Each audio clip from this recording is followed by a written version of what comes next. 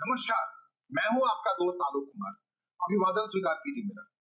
क्या बाला साहब ठाकरे, हिंदू हृदय सम्राट बाला साहब ठाकरे, मराठी अस्मिता के द्योतक बाला साहब ठाकरे और भारतीय जनता पार्टी के नव नियुक्त राष्ट्रीय कार्यकारी अध्यक्ष नितिन नवीन का कोई पारिवारिक रिश्ता है? अब हम आपको इतिहास में चलते हैं। बाला साहब ठाकरे के पिता प्रबोधनकार ठाकरे खूब लिखते थे। कई लेख हैं उनके, कई साहित्यिक काम है। समाज सुधारक थे अपने हिसाब से, मराठी अस्मिता के द्योतक थे। उन्होंने अपने पुश्तैनी स्थिति के बारे में कई बार कई जगहों पर लिखा है। उनके परिवार का रूट बिहार से, उत्तर भारत के बिहार से है, भागलपुर के गंगा किनारे से, और वो गंगा किनारे के कायस्थ परिवार से हैं, जो मगध साम्राज्य के दिनों में, सम्राट अशोक के दिनों में पश्चिम की दिशा में निकल के चला आया था, कोंकण में जाके बस गया था, महाराष्ट्र में जाके बस गया था, परिवार के कुछ विंग दक्षिण भारत में जाके जम गए थे। वो प्रबोधनकार ठाकरे, जिनका मौलिक ये तो साहित्यिक नाम था प्रबोधनकार ठाकरे, इनका मूल नाम था केशव सीताराम ठाकरे, जो बाला साहब ठाकरे के पिता थे। उन्होंने लिखा है, कई बार लिखा है। अब कहेंगे आप भागलपुर का यह कायस्थ परिवार, बाला साहब ठाकरे का परिवार, और नितिन नवीन जो नए राष्ट्रीय कार्यकारी अध्यक्ष बने भारतीय जनता पार्टी के, दोनों में क्या रिश्ता है? चंद्रसेनीय कायस्थ प्रभु परिवार कहलाता है बाला साहब ठाकरे का परिवार, और नितिन नवीन परिवार का परिवार भी कायस्थ है। कायस्थ जाति से आते हैं, पटना कॉन्स्टिट्यूंसी है उनकी, अब बांकीपुर नाम से मशहूर है। इनके पिता पटना पश्चिम से विधायक हुआ करते थे, नवल किशोर प्रसाद सिन्हा। ये कायस्थ जाति से, और बिहार से दोनों का ताल्लुक है, मगध साम्राज्य से दोनों का ताल्लुक है, और मगध साम्राज्य के ताल्लुक रखने वाले कायस्थ परिवार महाराष्ट्र चला जाता है, कोंकण चला जाता है, और ठाकरे के नाम पर मशहूर हो जाता है। ये अलग बात है। यही बाला साहब ठाकरे के जो बच्चे हैं, उद्धव ठाकरे हो, राज ठाकरे हो, अभी इसलिए चर्चा में आए हैं कि देश की राजधानी मुंबई है, आर्थिक राजधानी, और वहां बीएमसी का चुनाव होना है। बृहन मुंबई महानगर पालिका का चुनाव होने वाला है। कहते हैं सबसे महंगी नगर पालिका है देश में। इसका बजट देश के कई राज्यों से ज्यादा बड़ा है। वहां पर शिवसेना का अस्तित्व, शिवसेना का झंडा ही लहराता रहा है।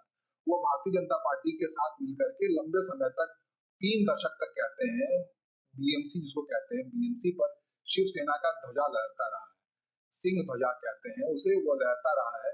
लेकिन शिवसेना जब से 2000, शिवसेना कौन सी शिवसेना की बात कह रहा है? शिवसेना में जब विद्रोह हुआ 2022 में, और एकनाथ शिंदे अलग हो गए उद्धव ठाकरे से, तब से, और 2017 से कहते हैं चुनाव नहीं हुआ है। 2017 से बीएमसी का चुनाव नहीं हुआ। अब ये चुनाव 15 जनवरी को होने जा रहा है।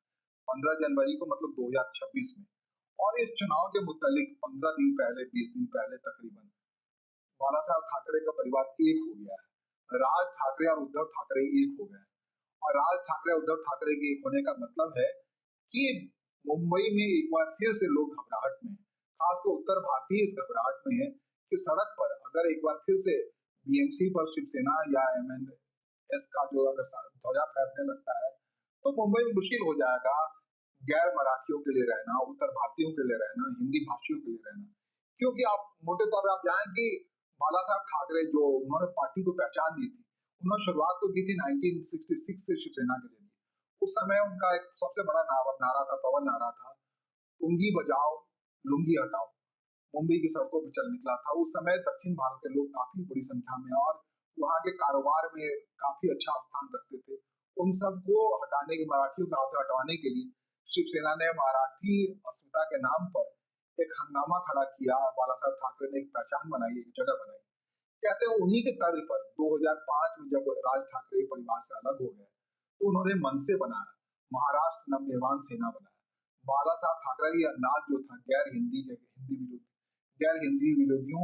हिंदी विरोधियों के खिलाफ, बाला साहब ठाकरे का जो अंदाज था हिंदी विरोधियों के खिलाफ, उसे बड़े तल्ख और तीक्ष्ण अंदाज में राज ठाकरे ने अपनाया। राज ठाकरे की खासियत जानते हैं क्या थी? राज ठाकरे की खासियत थी, वो बिल्कुल छाया के तरीके से थे बाला साहब ठाकरे के शुरुआती के दिनों में।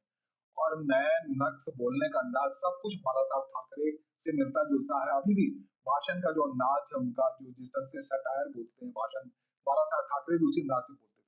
लेकिन बाला साहब ने जीते जी तय किया कि राज ठाकरे का आर्थिक विरासत देने के बजाय अपने बेटे उद्धव ठाकरे को देना उन्होंने स्वीकार किया। उद्धव ठाकरे सादगी पसंद रखती थी, सरल थे, और कहते हैं फोटोग्राफी उनका शौक था। कहते हैं फोटोग्राफर का शौक बड़ा तल्ख होता है, बहुत तीक्ष्ण होता है, बहुत करीब तक दिखता है। तो बाला साहब ठाकरे को लगा कि हम राज ठाकरे के बजाय उद्धव ठाकरे के हाथ में अपने विरासत सौंपे। इसी बात से घबरा कर परेशान होकर राज ठाकरे परिवार छोड़ गए। अब तकरीबन 20 साल के बाद दोनों का मिलन हो रहा है, मिलन हुआ है और एक मंच पे आए हैं। एमएनएस-एम बना करके राज ठाकरे अपने हिसाब से राजनीति करते रहे। लेकिन जब हम बात कर रहे हैं उस हिंदी विरोध की, जिस हिंदू विरोध के आधार पर बाला साहब ठाकरे ने एक जगह बनाई बाद के दिनों में, पूरी शिवसेना की पॉलिटिक्स ही वैसी चली और उसके बाद मनसे ने उसे और तल्ख किया। अब शिवसेना और मनसे मिलकर के जब बीएमसी पे चुनाव लड़ने के लिए साथ आए हैं, बीएमसी पर ध्वजा फहराने के बाद क्या मुंबई में ये मुश्किल हो जाएगा हिंदी बोलने वालों के लिए? क्या गैर मराठियों के लिए वहां जमे रहना मुश्किल हो जाएगा? तो मुंबई की एक खास पहचान है, देश की आर्थिक राजधानी है। वहां पर कारोबार के नाम पर सब कोई जाता है, नौकरी बड़ी संख्या में उत्तर भारतीय वहां पाते हैं। और उत्तर भारतीयों के खिलाफ जो ये अभियान है मराठी अस्मिता के नाम पे, ये अभियान कौन चला रहा है? ठाकरे परिवार चला रहा है। और ठाकरे परिवार की इस बात की गुंजाइश बढ़ गई है कि वो बीएमसी चुनाव में साथ होने के आधार पर वहां मराठों को एकत्रित करके, मुस्लिमों को एकत्रित करके, बाकी लोगों को एकत्रित करके एक नए ढंग के राजनीतिक इतिहास को रखते हुए बीएमसी चुनाव जीत लेना चाहता है। देश का सबसे ज्यादा आर्थिक संपन्न म्युनिसिपल कॉर्पोरेशन के चुनाव को जीत लेना चाहता है। उद्धव ठाकरे और राज ठाकरे अपने उस पुराने इतिहास को दोहराना चाहते हैं। 2017 तक मोटे तौर पर 3 दशकों से बीएमसी पर राज रहा है शिवसेना का। शिवसेना तब भारतीय जनता पार्टी के साथ मिलकर पॉलिटिक्स करती थी। इसी पॉलिटिक्स का नतीजा था कि 1995 में मुंबई में भारतीय जनता पार्टी और शिवसेना की सरकार बन गई थी। शिवसेना के मुख्यमंत्री के तौर पर मनोहर जोशी थे। मनोहर जोशी बाद में उनको हटा करके नारायण राणे को वहां बनाया गया, लेकिन 1995 में ही शिवसेना भारतीय जनता पार्टी वहां आ गई थी। शिवसेना जाकर अलग हुई, जानते हैं कब? 2022 में शिवसेना में एक बड़ा विद्रोह हुआ। शिवसेना, उद्धव ठाकरे मुख्यमंत्री हुआ करते थे, उनको छोड़ना पड़ा। एकनाथ शिंदे जब उनके यहाँ विद्रोह कर गया तो एक नया गुट बना जिसको मूल तौर पर एकनाथ शिंदे उस गुट को कहते हैं, बाला साहब ठाकरे का गुट। अब जाके वो जो उद्धव ठाकरे का गुट है, उद्धव ठाकरे नेतृत्व वाला, अब राज ठाकरे से मिला है। ठाकरे परिवार की राजनीति में लौटने की राह बनती हुई दिख रही है। उस वक्त ये जानना जरूरी है ये ठाकरे परिवार जिसने अपनी पूरी पहचान उत्तर भारतीयों के खिलाफ मूवमेंट चला के बनाई, आंदोलन चला के बनाया है, उस पर अत्याचार करके बनाया है, वो ठाकरे परिवार मूलतः भागलपुर का है, बिहार से बिलोंग करता है। हाँ, ये अलग बात है कि ये सफर बहुत पुराना हो गया। जब सम्राट अशोक के दिनों की बात कर रहे हैं तो हम बात कर रहे हैं 302 ईस्वी की बात, हजारों साल पहले की बात।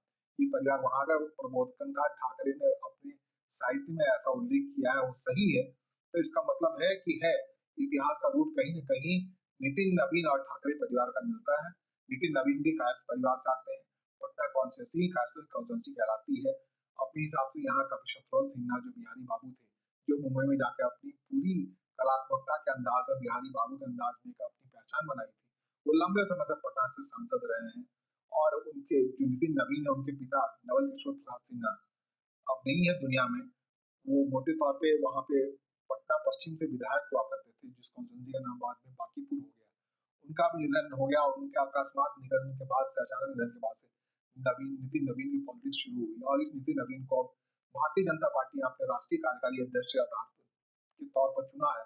और मुमकिन है 16 जनवरी को जब बीएमसी के चुनाव के नतीजे आ रहे होंगे, उस समय इनको ये रास्ता साफ हो चुका होगा इनका राष्ट्रीय अध्यक्ष होने का। फिलहाल राष्ट्रीय कार्यकारी अध्यक्ष नितिन नवीन जब अध्यक्ष कुर्सी संभाल रहे होंगे, उस समय संभव है कि ठाकरे परिवार जिस ढंग से गणित बन रही है, आकलन बन रहा है, उसमें अगर जीतती है वो फिर से मुंबई में जाकर के बीएमसी में जाकर के ठाकरे परिवार का परचम लहराता है वहां पर बीएमसी चुनाव में, तब मुमकिन है भारतीय जनता पार्टी की कुर्सी उसी कास्ट जाती हुई उसी परिवार के पास जाएगी नितिन नवीन के जरिए, जैसे कि बीएमसी की कुर्सी ठाकरे परिवार के पास जाएगी। एक बात और बता दें, बड़ी महत्वपूर्ण है, बाला साहब ठाकरे जब तक सक्रिय रहे, उन्होंने 1966 में शिवसेना का गठन किया था और दुनिया से चले गए 7 नवंबर 2012 को। तब तक उन्होंने सीधे तौर पर कुर्सी पर बैठना स्वीकार नहीं किया, कभी मुख्यमंत्री नहीं बने, कोई चुनाव नहीं लड़ा, ना परिवार किसी व्यक्ति को लड़ने दिया। उनका कहने के बारे में महत्वपूर्ण था कि वो हिंदू हृदय सम्राट है, सम्राट कभी चुनाव नहीं लड़ता है। उनका मातोश्री जो था वहीं से पूरी पॉलिटिक्स चलती थी। भारतीय जनता पार्टी के नेता हो या जो कोई भी उनके साथ जुड़ते थे, सब वहीं आते थे, वो खुद निकल के बाहर नहीं जाते थे, रेयर ऑफ द रेस बाहर निकलते थे। ये बात अलग है उनकी दुनिया में जाने के बाद से, जैसे जैसे उद्धव ठाकरे की पॉलिटिक्स में उदय हुआ, उद्धव ठाकरे 2019 में जाकर के कांग्रेस पार्टी के साथ जाकर के, महाविकास अघाड़ी के साथ जाकर के सरकार बनाए, मुख्यमंत्री बनाने के लालच में फंसे, 2019 से लेकर 2022 तक मुख्यमंत्री रहे। ये अलग बात है कि उनके खिलाफ विद्रोह हो गया, एकनाथ शिंदे ने विद्रोह कर दिया। इस बात के लिए विद्रोह कर दिया, कांग्रेस के पास कैसे चले गए? उस कांग्रेस के पास जिसके खिलाफ आंदोलन करते हुए बाला साहब ठाकरे ने पूरी राजनीति पहचान भी बनाई। कहते हैं 1992 में जब अयोध्या बाबरी मस्जिद ध्वंस हो रहा था, तो शिव सैनिक ही थे या बाला साहब ठाकरे ही कह रहे थे कि भाई मेरे शिव सैनिकों ने गिराया है, क्योंकि राजनीति कारण से ही आयु कहें कि भारतीय जनता पार्टी के लोग या कोई कारसेवक सामने निकल के नहीं आ रहा, कोई संस्था बाहर नहीं निकल के आ रही थी कि हमने गिराया है। शिवसेना ने बड़े दबंगता के साथ कहा था कि हमारे शिव सैनिकों ने गिराया है। तो आप समझ लीजिए जिस अंदाज की पॉलिटिक्स करते हैं बाला साहब ठाकरे, उस शिवसेना को ले जाकर कांग्रेस में जाकर मिलन कर दिया था उद्धव ठाकरे। लेकिन अब जिस अंदाज से राज ठाकरे उसकी काफी खिलाफत कर रहे थे, अब राज ठाकरे और उद्धव दोनों भाई एक हो गए हैं, दोनों चचेरे भाई हैं। एक भतीजा है बाला साहब ठाकरे का, एक बेटा है, और दोनों परिवार को अपने मतलब उद्धव ठाकरे और राज ठाकरे का अपने राजनीतिक वजूद को नहीं बचानी है, बल्कि उद्धव ठाकरे बेटे हैं आदित्य ठाकरे और राज ठाकरे बेटे हैं अमित ठाकरे। इनको आगे की पीढ़ी तक राजनीति ले जाने के लिए अब लग रहा है दोनों भाई एक हो लें, तब हमारे बच्चों का राजनीति में कोई वजूद होगा। ये बीएमसी चुनाव को इन्होंने महत्वपूर्ण माना है। इस चुनाव में क्या होता है, इस मौके पर ये जानना बहुत जरूरी है। ये परिवार जो मुंबई पर राज करता है अपने हिसाब से, मुख्यमंत्री हो या ना हो, मातोश्री इनका जो रूट है, वहां से इनकी पूरा साम्राज्य चलता है। एक बार जब फिर से एक हुआ है, तब क्या उत्तर भारतीयों के खिलाफ कोई आंदोलन तेज बढ़ेगा?